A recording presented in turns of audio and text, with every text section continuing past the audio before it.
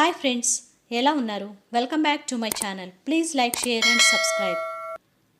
మన హిందూ ధర్మంలో శివుడిని దేవాతి దేవుడు, పరమశివుడు అని పిలుస్తాం. ఎవరైనా భక్తి శ్రద్ధలతో పూజించి ఆయనను తలుచుకుని ఏ వరాన్ని అడిగినా స్వయంగా కైలాసం నుంచి ధరణికే దిగివచ్చి వారిని కటాక్షిస్తాడు అనడానికి ఎన్నో ఉదాహరణలు ఉన్నాయి. ఈ భూమండలం మీద అలా శివుడు ప్రత్యక్షమైన అనేక క్షేత్రాలు, రామేశ్వరం నుంచి కాశీ విశ్వనాథుని వరకు ఆయన సన్నిధానాలు ఉన్నాయి. అలా శివుడు దివి నుంచి భువికి దిగివచ్చి భక్తులను అనుగ్రహించటం కోసం అక్కడే కొలువు తీరిన స్థలమిది. అంతేకాదు, పార్వతీదేవికి అమరత్వ రహస్యాన్ని చెప్పిన ప్రదేశమిది. అదే జమ్మూ కాశ్మీర్ కొండలపై ఉన్న అమర్నాథ్. అమర్నాథ్ దేవాలయం అంటే అందరికీ గుర్తుకు వచ్చేది సంవత్సరానికి ఒక్కసారి జరిగే అతిపెద్ద యాత్ర. గడ్డ కట్టే చలిలో లక్షాంతర శివభక్తులు అమర్నాథ్ యాత్రకు తరలి వెళ్తారు. అక్కడ నయన మనోహర కాశ్మీర్ ప్రకృతితో పాటు భయాన్ని కలిగించే మెట్ల నడుమ సాగే ప్రయాణం. ఊపిరి అందనంత ఎత్తైన కొండలకు వెళ్ళి భక్తులు అమర్నాథేశ్వరుని దర్శనం చేసుకుని వస్తారు. అమర్నాథ్ శివలింగం యొక్క రహస్యం ప్రపంచ శాస్త్రవేత్తలకు కూడా అంతుచిక్కని మిస్టరీ ఇప్పటికీ కూడా. గ్లోబల్ వార్మింగ్తో భూమండలంలోని హిమగిరులన్నీ కరిగిపోతూ ఉంటే ఒక్క అమర్నాథ్ గుహలో మాత్రం మంచు లింగాకృతిని సంతరించుకుంటుంది. ఈ అమర్నాథుని యాత్ర వెనుక ఒక అద్భుతమైన కథ, ఒక చారిత్రక ఘటన, పార్వతీ పరమేశ్వర్ల మధ్య లోక కళ్యాణం కోసం జరిగిన సంభాషణ ఉన్నాయి. అమర్నాథ్లో అమరత్వ దివ్యజ్ఞాన సందేశం ఉంది. శంకరుడు అనేక భక్తుల కోసం ఈ భూమిపైకి వచ్చాడు. భక్త రక్షణ, లోక కళ్యాణం కోసం ఇక్కడకు వచ్చి ఇక్కడే స్థిర నివాసం ఏర్పరచుకున్నారు. అదే అమర్నాథ్ బిలం. అమర్నాథ్ గుహలో కొలువైన స్వామి అనేక మహిమల గురించి ఇప్పుడు తెలుసుకుందాం. ఈ అమర్నాథ్ గుహలు సుమారు 5000 సంవత్సరాల ముందే నిర్మాణమైనవి అనే నమ్మకం ఉంది. ఈ గుహలో ఉద్భవించిన శివలింగం స్వతహా శివుడే అని నమ్మకం తరతరాలుగా వస్తుంది. ఈ శివలింగం పౌర్ణమి వరకు పెరుగుతూ అమావాస్యకు తరుగుతూ ఉంటుంది. ఇదే గుహలో పరమశివుడు మాత పార్వతికి అమరత్వ రహస్యాన్ని బోధించాడని పురాణ కథనం. పరమశివుడు సతి అయిన పార్వతి అనేకసార్లు జీవితం చాలించి మళ్ళీ మళ్ళీ జన్మించింది. కానీ ప్రతిసారి శివుడే ఆమె భర్త. శివుడు మాత్రం ఎప్పుడూ శివుడుగానే ఉన్నాడు తప్ప మరణించటం కానీ మళ్ళీ జన్మించటం కానీ చెయ్యలేదు. అదే విషయం ఆలోచిస్తూ ఒకసారి మాత పార్వతి శివుడితో, స్వామి, నాకు జన్మలేంటి? మీకు అమరత్వం ఏంటి? ఆ రహస్యం ఏంటి అని అడిగింది. దానికి శివుడు పార్వతి కోరిక మేరకు అమరత్వ రహస్యాన్ని తెలపడానికి పార్వతిని ఈ గుహకు తీసుకువస్తాడు. ఈ గుహలోనే అమరత్వ రహస్యాన్ని పార్వతికి చెప్తాడు. అప్పుడు జరిగిన సంఘటనలు అనేకం ఉన్నాయి. ఎవరికి అమరత్వ రహస్యాన్ని చెప్పడానికి ఇక్కడి వరకు తీసుకువచ్చాడో ఆమె కాక వేరే ఎవరో ఆ అమరత్వ రహస్యాన్ని విని అమరత్వాన్ని పొందిన కథ ఇది. ఎప్పుడైతే పార్వతీదేవి అమరత్వ రహస్యాన్ని నాకు తెలుపండి అని అడిగిందో అప్పుడు పరమేశ్వరుడు, సరే దేవి, నేను నీకు అమరత్వ రహస్యాన్ని చెప్తాను. కానీ ఒక నియమం, నేను చెప్పే ఈ అమరత్వ రహస్యాన్ని నువ్వు తప్ప ఈ జగత్తులో ఇంకెవరూ కూడా వినకూడదు. అందుకే ఒక రహస్యమైన ప్రదేశానికి నిన్ను తీసుకువెళ్ళి అక్కడ అమరత్వ రహస్యాన్ని చెప్తాను అని చెప్పి కైలాసం నుంచి శివుడు పార్వతిని అమర్నాథ్ గుహకు తీసుకువస్తాడు. అలా శివపార్వతులు నడిచిన దారే ఇప్పుడు యాత్రికులు నడిచే దారి. అలా ఈ గుహకు చేరుకోవడానికి వచ్చేటప్పుడు శివుడు తన ఒక్కొక్క అంశను దారిలో ఒక్కొక్క ప్రదేశంలో వదిలి అమర్నాథ్ గుహను చేరుకుంటాడు. అలా ఆ ఒక్కొక్క ప్రదేశం కూడా విశేష మహత్వాన్ని కలిగి ఉంటాయి. అమర్నాథ్ యాత్ర ప్రారంభం అయ్యేది పెహల్గావ్ నుంచి. పెహల్గావ్ను బైల్గామ్ అని కూడా పిలిచేవారు. దీనినే మినీ స్విట్జర్లాండ్ అని కూడా అంటారు. సతికి అమరత్వ రహస్యాన్ని చెప్పడానికి వెళ్తూ వెళ్తూ ఇదే జాగాలో పార్వతితో కొంత సమయం ఇక్కడ విశ్రాంతి తీసుకుని ఆ తరువాత వెళ్తూ వెళ్తూ తన వాహనం అయిన నందిని ఇక్కడ విడిచిపెట్టి ఈ దారిలో వచ్చేందుకు ఇక ఎవరిని అనుమతించకు అని కాపలా పెట్టి శివుడు పార్వతితో ముందుకు వెళ్తాడు. అలా వెళ్తూ వెళ్తూ శివపార్వతులు ఆగింది చందన్వాడి దగ్గర. ఈ చందన్వాడి పెహల్గావ్ నుండి 16 కిలోమీటర్ల దూరంలో ఉంది. అమర్నాథ్ వెళ్లే ప్రతి భక్తుడు ఇది దాటి వెళ్ళాలి. రహస్య ప్రదేశానికి వెళ్లే ముందు శివుడు పార్వతి తప్ప మరెవరూ ఉండకూడదని భావించి తన అంశలు అన్నిటినీ దారిలో వదులుతూ ఇక్కడ తన సిగలో ఉన్న చంద్రుణ్ణి వదిలి ముందుకు వెళ్తారు శివపార్వతులు. చంద్రుణ్ణి వదిలిన స్థలమే చందనవాడి. ఇక్కడి నుంచి కొంచెం ముందుకు వెళ్తే వచ్చేది విస్సుఘాటి.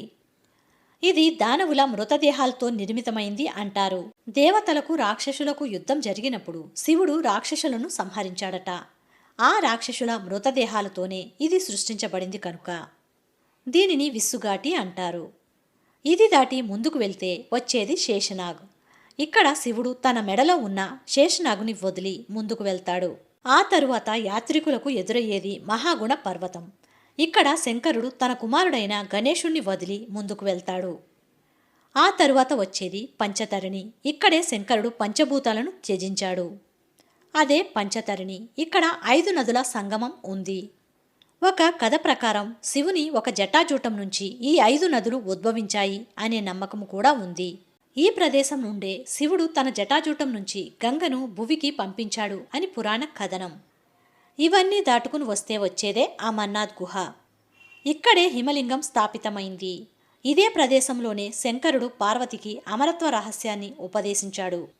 శివుడు ఇక్కడి బిలంలో పార్వతికి అమరత్వ రహస్యాన్ని చెప్పడానికి సిద్ధమై ఏ ప్రాణి, పక్షి, కీటకం ఇలా ఏమీ కూడా అమరత్వ రహస్యాన్ని వినకూడదు, కేవలం పార్వతి మాత్రమే వినాలి అనుకుని ఈ గుహకు పార్వతిని తీసుకువచ్చాడు. ఎవ్వరూ వినకూడదని దారి పొడవునా ఒక్కొక్కటి విడిచిపెట్టి వచ్చి పార్వతికి అమరత్వ రహస్యాన్ని చెప్పటం ప్రారంభిస్తాడు. కూర్చుని కుతూహలంగా వినసాగింది సర్వమంగళ. అయితే ఇక్కడ జరిగింది వేరే. అంత దూరం శివునితో ప్రయాణించి అమరత్వ రహస్యాన్ని వినడం కోసం ఎంతో ప్రయాసపడిన పార్వతి ఆ అమరత్వ రహస్యాన్ని వినలేదు. మరి అక్కడ జరిగింది ఏంటి? అమరత్వ రహస్యాన్ని పార్వతికి బోధించే సమయంలో ఎవరూ ఉండకూడదు అనేది శంకరుడి సంకల్పం. జటాధర సర్వశ్రేష్ఠ అయిన పరమశివుడు ఆ రహస్యాన్ని చెప్పడానికి కూర్చున్నప్పుడు సర్వమంగళి కూడా ఎంతో ఉత్సాహంతో వినడానికి ధ్యాన స్థితిలో కూర్చుంది. కానీ ఇక్కడ ఎవరూ వినకూడదు అనే శివుని సంకల్పం నెరవేరలేదు. అయితే ఇక్కడ ఏమై ఉంటుంది అంటే శివుడు అమరత్వ రహస్యాన్ని చెప్తూ ఉంటాడు. అది ఏ పరాకాష్ఠకి వెళ్ళింది అంటే శివుడు ఆ రహస్యాన్ని చెప్తూ ఉండగా ఆయన చుట్టూ మంచులింగం ఏర్పడే అంతగా లీనమై ఆ రహస్యాన్ని చెప్తూ ఉన్నాడు. బోధన జరుగుతూనే ఉంది. దానికి ఊ అంటూ ఊకారం వినిపిస్తూనే ఉంది. పార్వతి వింటుంది అనే భావనతోనే శివుడు అమరత్వ రహస్యాన్ని అంతా ఉపదేశించాడు. ఆ తరువాత తన శరీరాన్ని కప్పివేసిన హిమము నుంచి బయటకు వచ్చి చూడగా అక్కడ ఆశ్చర్యకరమైన దృశ్యం కనిపించింది. పార్వతి నిద్రపోతూ కనిపించింది. శివుడు చెప్పిన అమరత్వ రహస్యం ఏమీ కూడా ఆమె వినలేదు. ఏ అమరత్వ రహస్యం తెలుసుకోవాలని శివుడితో పాటు ఇక్కడికి వచ్చిందో అదే పార్వతి స్పృహ లేకుండా నిద్రలో ఉంది. శివుడు ఒక్క క్షణం ఆశ్చర్యపోయి ఏమిది, జగదీశ్వరి నిద్రలోకి జారిపోయిందా? మరి నేను ఆ రహస్యాన్ని బోధిస్తున్నప్పుడు ఊ కొట్టినవారు ఎవరు అంటూ చుట్టూ చూశాడు. కానీ అక్కడ ఎవరూ కనిపించలేదు. నా ఈ బ్రహ్మజ్ఞాన ఉపదేశాన్ని విని ఊ కొట్టింది ఎవరో బయటకు రా అంటూ గట్టిగా గర్జిస్తాడు. అప్పుడు అక్కడకు ఒక పావురం వచ్చి కూర్చుని శివుడితో ఇలా అంటుంది, స్వామి, మీరు చెప్పిన ఆ రహస్యాన్ని మీ అనుమతి లేకుండా నేనే విన్నాను. అందుకే ఊ కొట్టాను. కనుక మీరు మీ త్రినేత్రంతో ఇప్పుడే నన్ను కాల్చివేయండి. కానీ ప్రభు, నాది ఒక సందేహం. మీ ఆజ్ఞ లేనిదే ఈ జగత్తులో ఒక చీమ కూడా కుట్టదు. ఒక చిన్న ముళ్ళు కూడా కాలికి గుచ్చుకోదు కదా. మరి మీ డమరుక శబ్దం నన్ను ఇక్కడికి ఎందుకు తీసుకొచ్చింది? దాని వెనుక ఉన్న నీ మహిమ ఏమిటి అని శివుడిని అడుగుతుంది. అందుకు శివుడు, ఇది సృష్టిమాయే. నిన్ను శాపం నుంచి విముక్తి కలిగించడానికి మరియు బ్రహ్మజ్ఞానాన్ని ఉపదేశించడానికే ఈ మాయ. నువ్వు ఈ రహస్యం వినడం అనేది నీ పూర్వజన్మలోనే నిశ్చయం అయిపోయింది. ఇక నువ్వు నీ గురువు శాపం నుంచి విముక్తి పొందగలవు బ్రహ్మజ్ఞాని దౌమ్యముని అంటాడు. అప్పుడు పావురం రూపంలో ఉన్న దౌమ్యముని నిజరూపానికి వచ్చి శివుడి పాదాలకు నమస్కరించి నేను కృతార్థుడనయ్యాను ప్రభు అంటాడు. ఇదంతా చూసిన పార్వతి, స్వామి, నాకు ఇప్పుడు అర్థమైంది.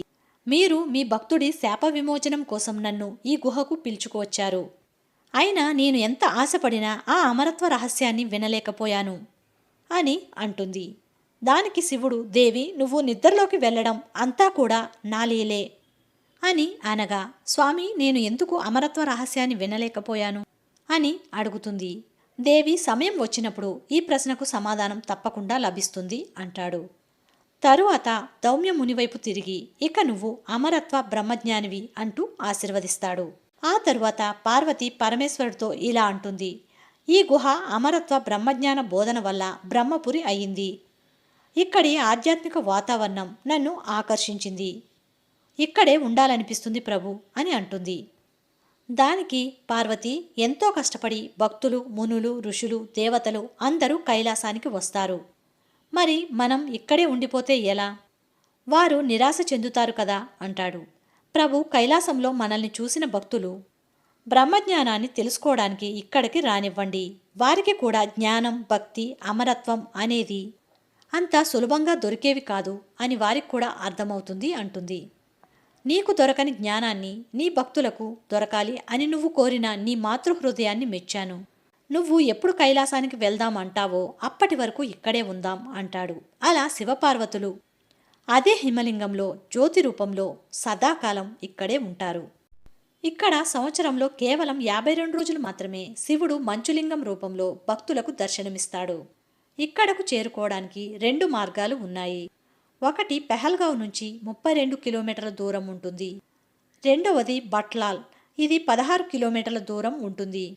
ఏడాదంతా భక్తులు ఈ యాత్ర కోసం ఎదురు చూస్తారు. కొండలు, లోయలు దాటుతూ ప్రాణాలను పణంగా పెట్టి మరీ ఈ యాత్రకు వస్తారు భక్తులు. శివలింగం అంటేనే ఆది ఎక్కడో అంతం ఎక్కడో దేవతలే తెలుసుకోలేని అద్వైత రూపం. అసలు ఇక్కడ హిమలింగం ఎండాకాలంలో ఎలా ఏర్పడుతుంది, 100 ఏళ్లుగా ఒకే ఆకృతి ఎలా సాధ్యమనేది ఇప్పటికీ మిస్టరీనే. నేల నుంచి 12,756 అడుగుల ఎత్తులో ఉంది ఈ అమర్నాథ్ గుహ. ఇక అమర్నాథుని తొలి దర్శనం దక్కింది భృగు మహర్షికట. అమర్నాథ్కు వెళ్ళడానికి శ్రీనగర్ నుంచి అయితే 96 కిలోమీటర్లు, జమ్మూ నుంచి అయితే 315 కిలోమీటర్లు దూరం ఉంటుంది. ఇక శివుడు పార్వతికి అమరత్వ రహస్యాన్ని చెప్పడానికి రహస్య ప్రాంతాన్ని వెతకటం వెనుక లక్ష్యం అనేది కనిపిస్తుంది. దారిలో నందిని వదిలేయడం అంటే కోరికల్ని వదిలేయడం, చంద్రుణ్ణి వదిలేయడం అంటే మనల్ని క్షీణింపచేస్తున్న ఆలోచనలను, అధికారాన్ని, ఉద్వేగాలను వదిలివేయాలని చెప్పడం, పామును వదిలివేయడం అంటే అహంకారాన్ని, మనలో ఉన్న విషపూరితమైన అసూయ ద్వేషాలను వదిలివేయమని చెప్పడం, గణపతిని వదిలివేయడం అంటే ముక్తి మార్గంలో బాంధవ్యాలకు కూడా తావివ్వకూడదు అని అర్థం. ఇక పంచభూతాలను వదిలివేయడం అంటే పంచేంద్రియాలను త్యజించడం. ఇవన్నీ వదిలేస్తే మిగిలేది శరీరం, ఆత్మ. అవే శివ, పార్వతి. అందుకే వారిద్దరే లోపలికి వెళ్తారు. ఈ విధంగా మనం కూడా అన్నీ వదిలేసి ముక్తి కోసం జిజ్ఞాసతో ప్రయత్నించాలి అనే అంతరార్థం ఉంది ఇందులో.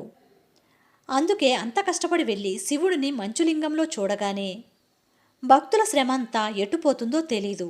దూది పింజల్లా ఎగిరిపోతుంది. ఆనందం అనే పారవస్యం మిగులుతుంది. ఇవి ఫ్రెండ్స్ అమర్నాథ్ గుహ రహస్యాలు. నేను తెలుసుకుని నాకు అర్థమైన రీతిలో మీకు ఎక్స్ప్లెయిన్ చేశాను. Thank you for watching. Please like, share and subscribe.